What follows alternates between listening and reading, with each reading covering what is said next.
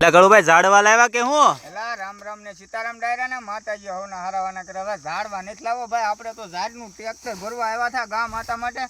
તો પરસેવો વળી ગયો તો હું કોઈ પરસેવો વળી ગયો તો આપણે થોડો ઘણી રીલ્સ બનાવી નાખીએ. તો મિત્રો જો અત્યારે છે ને સંધ્યા ટાણું કે એટલે કે દી આથમી ગયો છે ને અંધારું થઈ ગયું છે. હવે આપણે કે ને ભગવાન આપણને હું ભાઈ ખાધા વગર હુરાવે નહીં એમ કેમ. તો આપણે અત્યારે આ બધું ટ્રેક્ટર તમે જોઈ શકો છો, રાજુભાઈ છે, રાવડીભાઈ છે અને તુલસી કાકાનું ટ્રેક્ટર છે.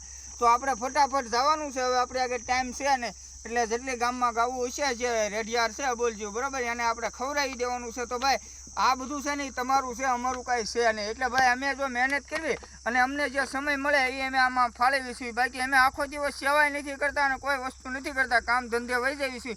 સાઈડમાંથી જે અડધી કલાકનો સમય કાઢવીને એ આપણે આ કાર્યમાં વાપરીશું. તમને બધાને ખ્યાલ છે કે ભાઈ આપણે છે ને બધા વિડીયો જય બજરંગી ફેસબુક પેજમાં મૂકવી છીએ. તમે જોઈ લેવાની છૂટી. તેમજ ઇન્સ્ટાગ્રામ આઈડી છે આપણી જીવદયા ટીમ ઢૂઢસર અને યુટ્યુબ ચેનલ છે કાળુભાઈની મોજ. તો ભાઈ આપણે એવું ને એવું કાર્ય કરવાનું છે ને તમે બધા સાથ સહકાર આપો તો આપણે આમને નવીરત કાર્ય આવડું આ ચાલુ રાખશું અને આગળ વધવાનો પ્રયત્ન કરીશું બરાબર. તો ટાંટિયા ન ખેંચતા, સાથ સહકારને સપોર્ટ આપતા રહેજો.